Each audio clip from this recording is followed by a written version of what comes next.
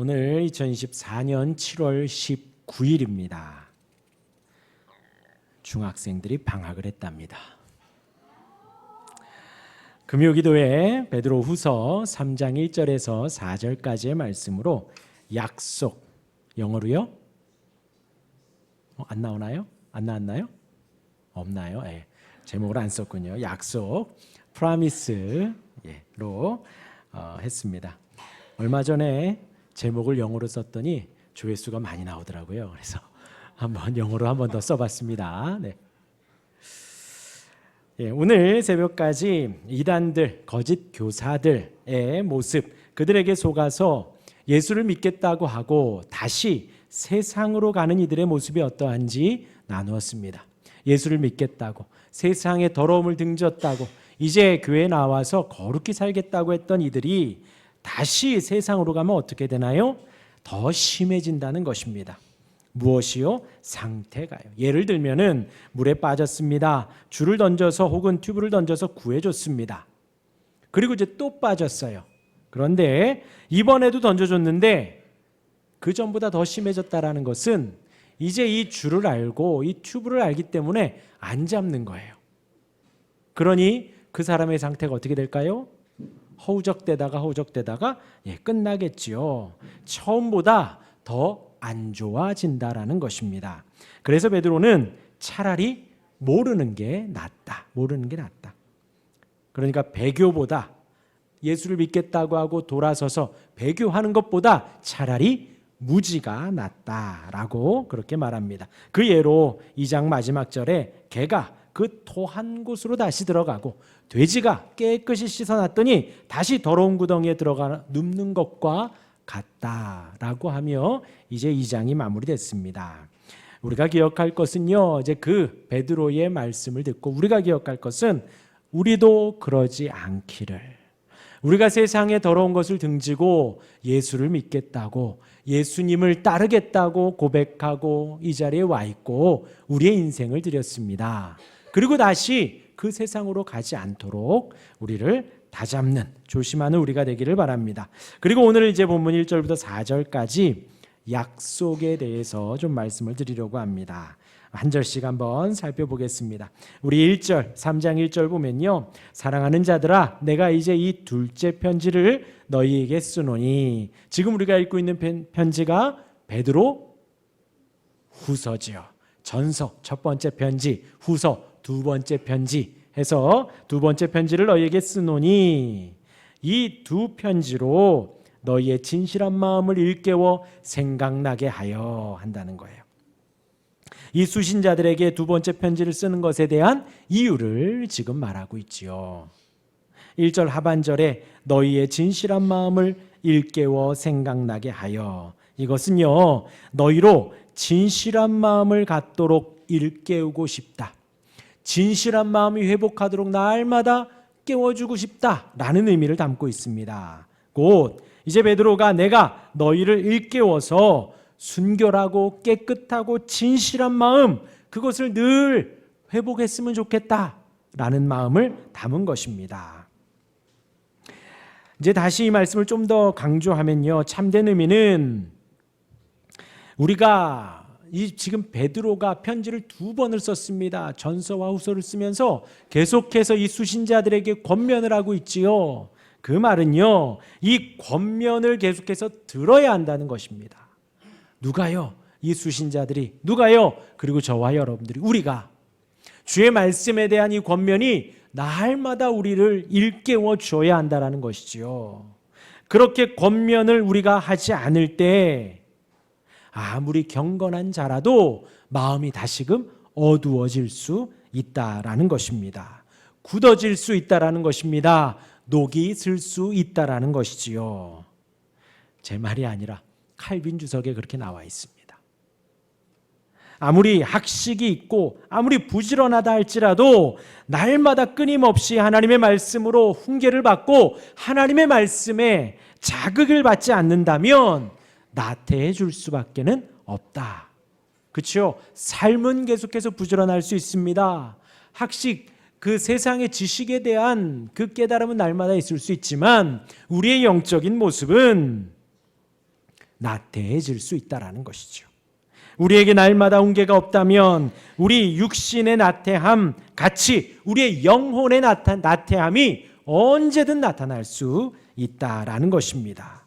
그러하기에 날마다 우리의 영혼을 말씀으로 가르쳐야 하고 받아들여야 하고 아멘해야 하고 말씀이 나를 교훈하기를 기도하며 말씀 앞에 서야 한다라는 것입니다.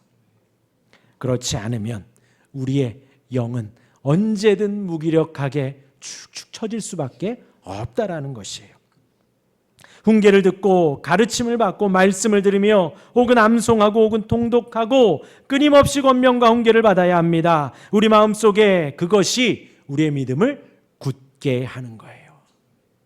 수요일에도 말씀드렸지요. 말씀이 믿음의 기초가 되고요. 말씀이 우리의 믿음의 기반이 되고요. 말씀이 우리의 믿음을 더욱더 확고하게 견고하게 세워져 간다라는 것입니다. 그래서 지금 3장 1절에 베드로가 이 두 번째 편지를 너희에게 쓰고 있다라고 하는 거예요. 우리 2절 같이 한번 읽어볼까요? 2절입니다. 시작.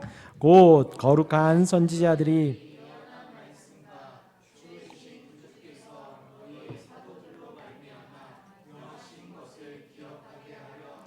네, 1절의 말씀만 보면 진실한 마음을 우리가 날마다 어떻게 다잡고 결심하고 날마다 되뇌이고 하면 될 것 같지만 2절이 있는 것입니다. 결심하는 것이 아니라 선지자들이 예언한 말씀, 곧 구약을 말합니다. 구약을 말하고요. 우리 주 대신 구주께서 너희에게 말한 것, 복음서를 말하고요. 그 뒤에 사도들로 말미암아 명하신 것, 서신서를 말합니다. 곧 지금 베드로는 성경 전체가 우리의 영혼을 일깨워주고 성경 전체가 우리의 영혼을 깨닫게 해준다라는 것입니다. 성경을 진지하고 바르게 날마다 묵상해야 합니다. 그러기만 해도 충분히 우리의 마음의 진실함은 우리의 마음은 일깨워집니다. 이어서 우리 3절 3절 넘어가기 전에요. 기억하시길 바랍니다. 우리의 영혼이 녹이 슬어요. 날마다 그 말씀 앞에 나를 들이지 않으면 우리의 영혼은 언제든 녹이 씁니다. 어둠 가운데 불평 가운데 언제든 휩싸일 수밖에 없어요. 우리의 나태함 때문이고 우리의 육적인 본성 때문입니다. 그러한 우리의 본성이 말씀을 더 보지 못하게 해요. 말씀을 의지하지 못하게 합니다. 이 말씀만으로 충분하다라는 것을 옆에서 자꾸 지워요. 아니야, 말씀으로 되지 않아. 다른 게 있어야지. 성경으로 되지 않아. 더 뛰어난 이 시대에 어떻게 이 고리타분한 성경으로 되겠어. 여러 가지 유혹으로 우리를 가로막고 있는 것입니다. 말씀을 묵상하지 못하게 하고 공부하지 못하게 하고 연구하지 못하게 합니다. 예배를 사모하십시오. 또 성경 공부를 늘 해야 합니다. 제가 성경 이 설교 시간에 다른 거 말하지 않잖아요. 그렇죠? 하나님의 말씀을 늘 보고 들으며 묵상하고 되뇌이고 나를 교훈하고 훈계해야 합니다. 교훈은 긍정적인 거예요. 그래, 너 잘하고 있다. 조금 더 사랑해 보아라. 조금 더 평안해 보아라. 훈계는요, 우리를 책망하는 말씀입니다. 아, 이것도 잘못했지, 저것도 잘못했지. 마음에 덜컥덜컥 하는 것들 있지요. 아, 내가 이거 실수했지. 하나님이 훈계하시는 거예요. 회개하고 돌이켜야지요. 그렇게 말씀으로 늘 교훈과 훈계가 있기를 바랍니다. 끊임없이 말씀을 보고 들으시기를 바랍니다. 우리 마음을 밝혀주시도록 기도하시기를 바랍니다.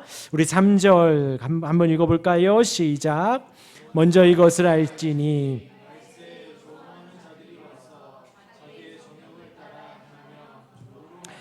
네, 계속해서 주의를 주며 이것을 알지니 하며 미리 주의하라는 것입니다. 주의하라는 거예요. 그 말씀으로 교훈과 훈계를 받고 이제 너희가 좀 조심해라, 주의해라. 무엇을요? 이제 불경건한 자들이, 불신자들이, 세상 사람들이 우리를 조롱한다라는 것입니다. 이에 대한 준비를 하라는 거예요. 공격에 대비하라는 것이죠. 우리에게 손가락질하고 우리를 욕하고 우리에게 그것이 아니라고 부인하는 사람들, 억울하게 놀리며 손가락질하는 이들에 대하여서 마음의 준비를 하라는 것입니다. 혹은 지금 우리 주변에 대놓고 우리를 향해 손가락질하는 사람은 없을 수 있습니다. 그런데 우리 마음 안에는 스물스물 올라올 수 있어요.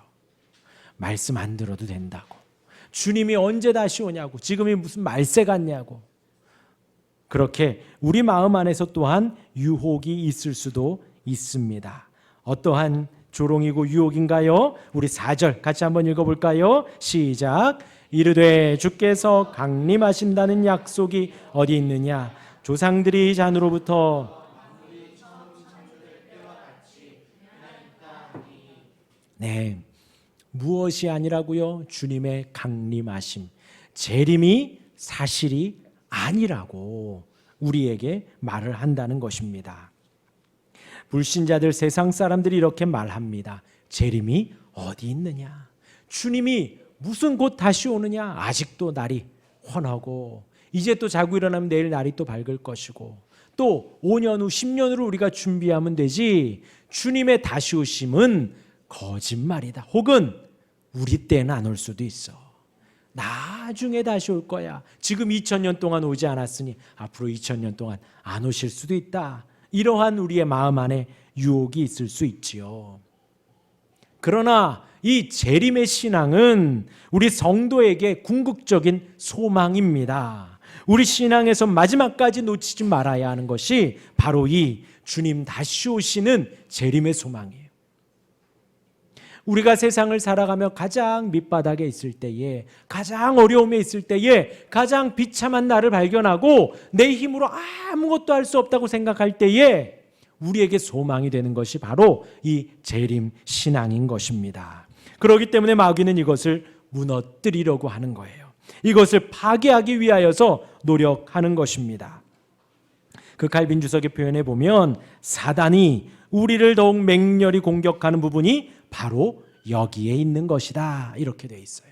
우리의 재림 신앙을, 주님의 다시 오시는 그 재림 신앙을 망가뜨리려 한다는 것이죠. 그러면 주님의 다시 오심이, 재림이 왜 중요한가요? 여러분들, 우리가 재림, 주님의 다시 오심을 생각을 할 때에 단순히 그것 하나만을 떠올리지 마시고요, 우리 예수님의 낮아지심, 예수님의 높아지심을 우리가 배웠지요. 그 높아지심을 우리가 전체를 생각을 해봐야 합니다. 예수님의 높아지심은 예수님이 십자가 지시고 돌아가셨습니다. 장사되셨지요. 지옥에까지, 지옥 강하, 지옥에까지 내려가셨다 했습니다. 그리고 주님께서는, 하나님께서는 그 예수님을 다시 살려주셨지요. 부활로 말미암아 높아지심을 시작합니다. 부활하시고 승천하시죠. 승천하셔서 하나님 보좌 우편에 앉아 계십니다. 이 높아지심 전체로 보아야 합니다. 그러니까 부활의 신앙이 우리에게 소망이 되는가 할 때 이 높아지심을 다 봐야 되는 거예요. 부활, 승천, 보좌에 앉으심, 재림. 재림이 우리에게 소망이 되는가? 부활, 승천, 높아지심, 보좌에 앉으심, 다시 오심. 부활하셔서 우리에게 부활의 소망이 생겼지요. 하늘로 올라가셨습니다. 육신, 부활하신 육신을 가지시고 그대로 제자들이 보는 데서 하늘로 올라가셨습니다. 하나님 보좌 우편에 앉아 계셔요. 거기서 무슨 사역을 하시나요? 우리를 위해서 중보기도해 주십니다. 여러분들 한 사람 한 사람이 하나님의 사람으로 서가도록, 우리 재헌이, 재환이, 주희, 하준이, 하민이가 예배 시간에 떠들지 않기를, 말씀에 좀 집중하기를 우리 주님이 지금 기도하고 계십니다. 그리고 또 무슨 사역을 하고 계시죠? 우리를 위해서 하나님 아버지 앞에 변호해 주고 계셔요. 그렇죠?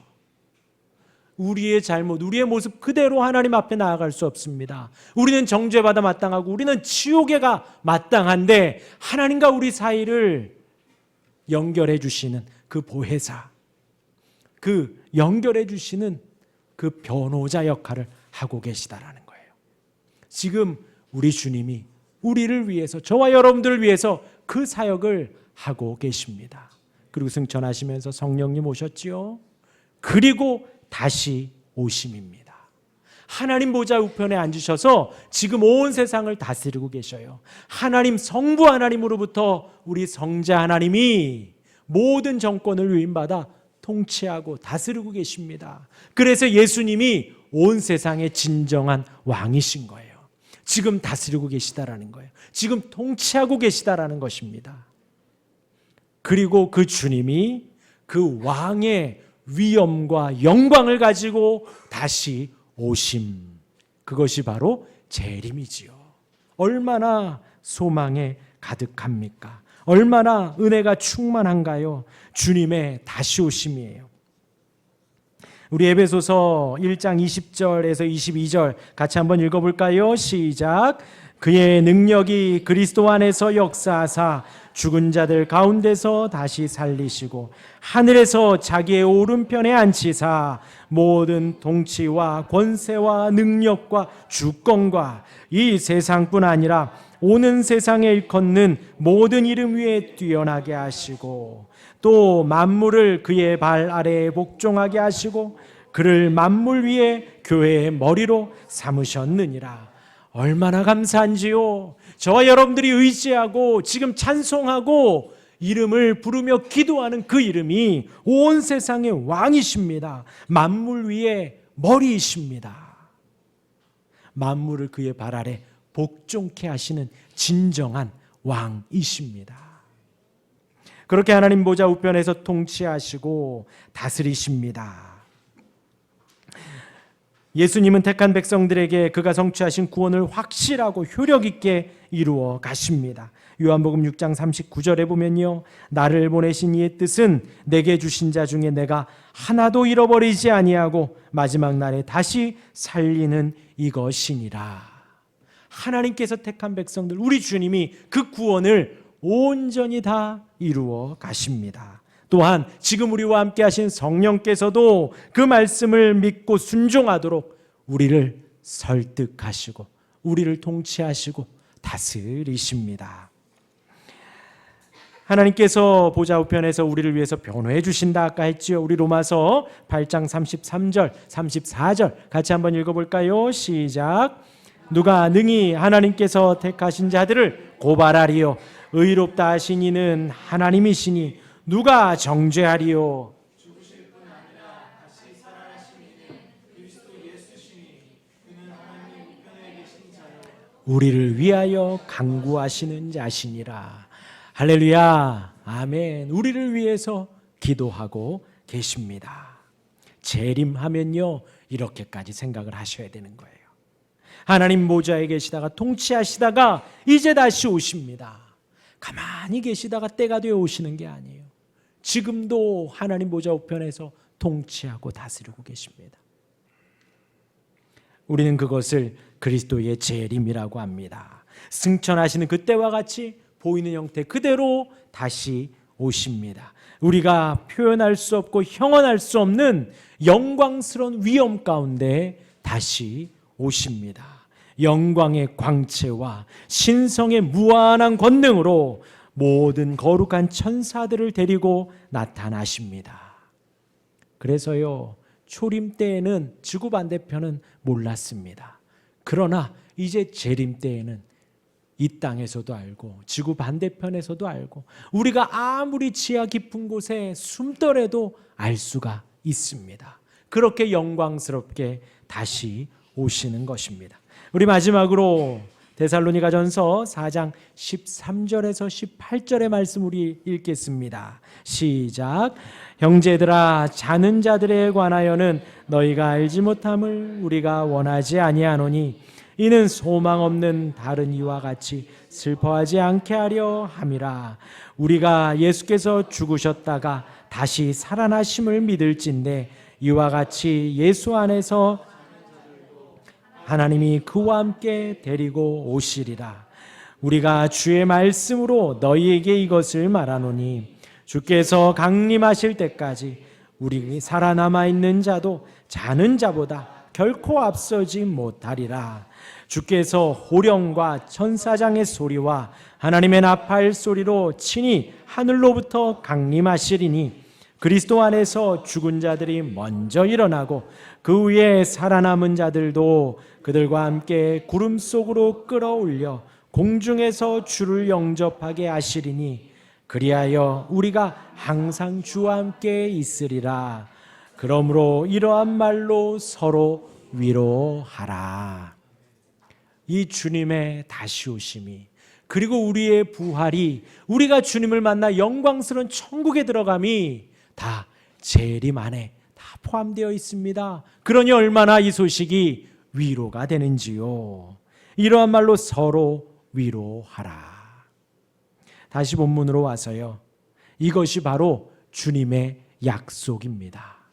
그리고 이 주님의 약속 안에 세상 사람들은 그것이 약속이 아니라 주님이 그 약속을 지키시지 않고 거짓말이다, 약속을 지키시지 않을 거다, 세상 사람들은 우리를 향하여 그렇게 조롱한다는 거예요.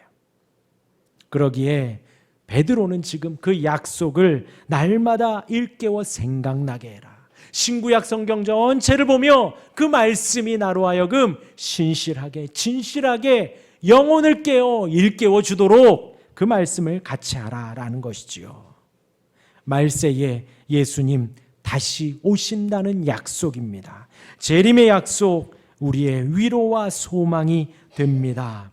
예수님의 부활과 승천, 하나님 보좌 우편에서 다스리시고 중보하시고 영광 가운데 다시 오시는 그 소망의 약속, 그 약속으로 충만해지시기를 바랍니다. 소망 가운데 이 땅에서 승리하는 우리가 되기를 주님의 이름으로 축원합니다. 아멘.